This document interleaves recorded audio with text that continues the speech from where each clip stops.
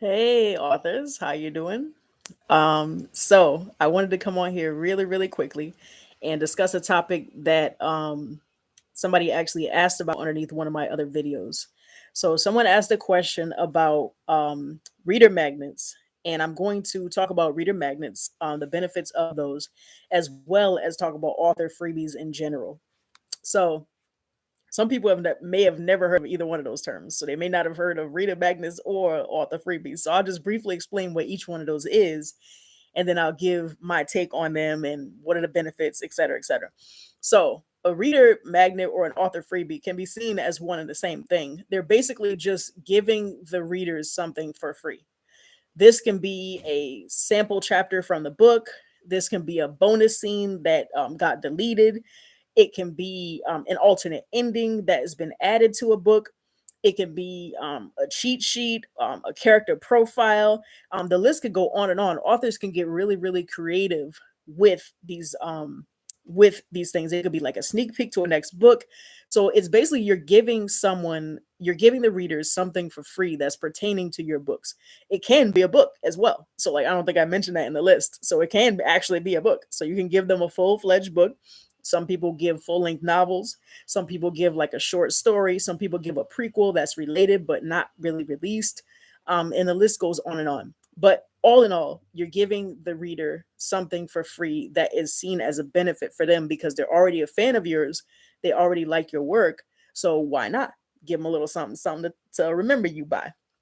And hopefully want to read more of your books. So, why do authors use these, and when do they use these, and how do they use these? So, why do they use these? They actually are a nice way to help build exposure, to help gain more readers. When do they use them? Sometimes authors will use them in their email list, and they'll say like, if you join my email list, you will get an instant copy of this freebie here. So you'll get this free chapter, this free book, this free character profile, this free whatever it is that you gave them. You'll say, join my email list. All you got to do is sign up, and boom, there it is. You get it, you download it, it's yours. Um, and when do they use them? So sometimes they use them in different ways. So sometimes the author might use it immediately when you sign up for their email list. Sometimes they might allow you to get it later on down the line after you've interact with them a few times, and the list goes on and on. So what are some ways that authors can use these things? What are some strategies that an author can use to actually use these effectively? So one way is, as we just mentioned, to use it as part of your email list. So you can offer it as part of like their initial sign up. So they say, oh, you want to get a free book? Join my email list. They join the email list, they click the link, they give you your email address, and then boom, they receive a message back with the link to the book or the scene or whatever it is that you gave them. Um, Another way that some authors do this is not necessarily through the email list. Sometimes what they'll do is they'll actually just list the book for free on like Amazon. So they'll go on Amazon, they will set the book up for free on another site. This is usually how it's done. They'll set up the book for free on another site like Barnes and Noble or some other site like that, Kobo, Lulu, whatever. They'll set the book up for free, and then they'll do a price match and also send a request, or just send a request to Amazon KDP and ask if the book can be for free on Amazon. And then they'll send the link to the book for free on the other site. And then Amazon will match the price so that the book is now free. Some authors might have the question, like, why would you do that? Like, I'm trying to make money as an author. I'm not trying to lose money. And not every author's in it for like trying to make a revenue from it. But a lot of authors are. They would like to have a nice, like, even if they're not trying to like replace their full-time income, they might at least want a little side of chunk change to take a vacation or, pay a bill or something like that. Or just to be rewarded for their efforts. Or see like some kind of return on their investment, because you got to pay for covers in most cases, you got to pay for editors, you got to pay for all these other things. So you would like to at least make your money back that you spent for that, even if you don't want to make any money beyond that. So there could be a difference in what authors are looking for in terms of their books. But going back to the question that was asked, or that might potentially be asked, what's really the good, like what would really good come from this? Like, I'm actually going to be losing money if I put a book for free. That's not necessarily true. And I'll tell you why. So, especially when you do this with series, but you could also do it with standalones as well. So, when you release a book for free and you have it free on Amazon, it gives readers the opportunity to have no barrier whatsoever to your work.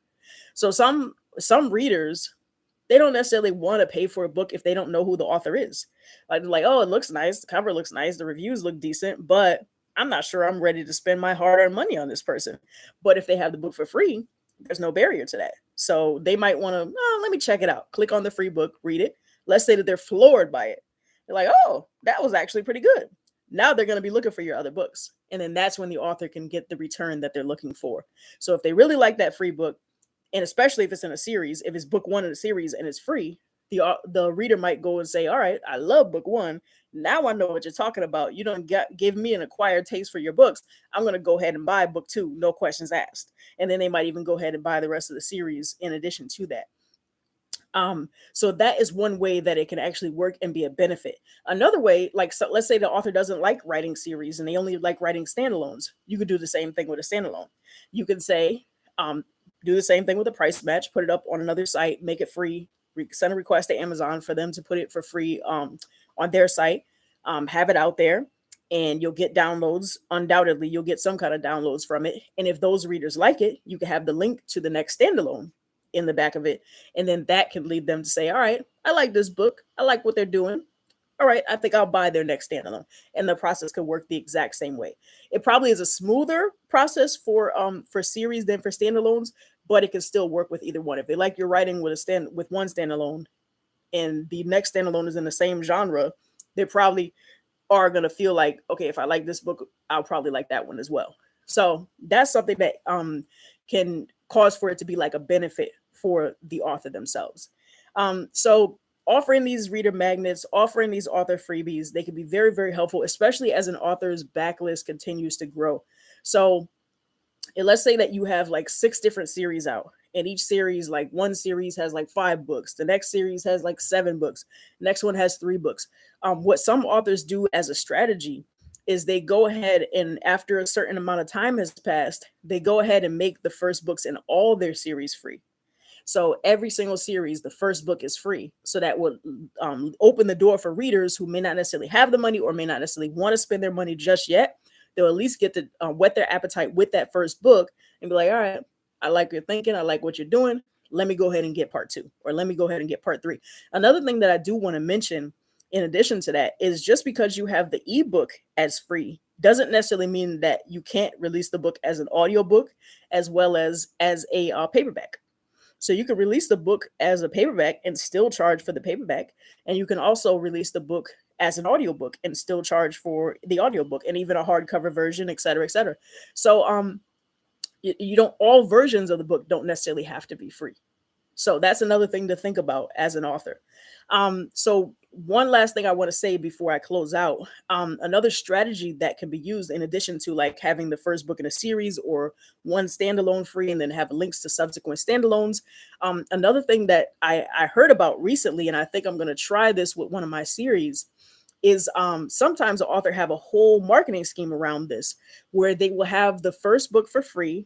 And then when the person joins their email list, they'll be offered at the end of that first book, they'll be offered the second book in the series also for free. And this probably would work better for like a longer series, but they'll also be given the second book for free if they agree to join the author's review team.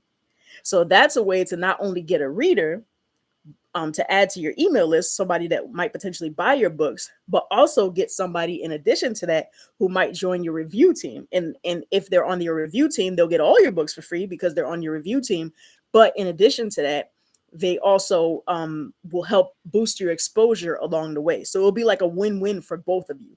So this is something that I think all authors should consider, especially if they plan to write more than one book. So if you plan to be a prolific author where you're writing series, standalones, or if you plan to just write more than one book in general, I would highly suggest either offering like a reader magnet. Even if you don't want to give a whole book, you can give a character profile. As we said before, you can give a bonus scene, a deleted scene. You can give the chapter to the next book. You can do, the list goes on and on with how creative you can get with it. So you could give the freebie or a magnet, or you can give the freebie and a magnet, however you want to do that. The sky is the limit with how you diversify this strategy, but I would highly suggest it for any author that plans to write multiple books over a period of time. I would highly suggest just trying it. And again, let's say you try it and you feel like you're not comfortable with it, or you feel like it's not working for you, you can always take that book off the other site that you had it for free and then bump the price back up on Amazon. So so you can always undo what you did. And that's the beauty of self-publishing. So yeah, so I hope that this helped. I hope it provided a deeper level of insight for authors who may not have been familiar with author freebies or with reader magnets. I hope that it gave everybody something to think about. If you have any further questions, feel free to leave the question down as a comment. If you have ideas for other topics, feel free to leave those as well. So this is Tanisha Stewart.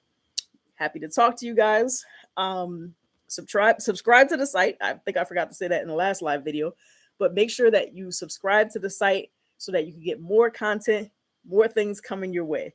So talk to you later.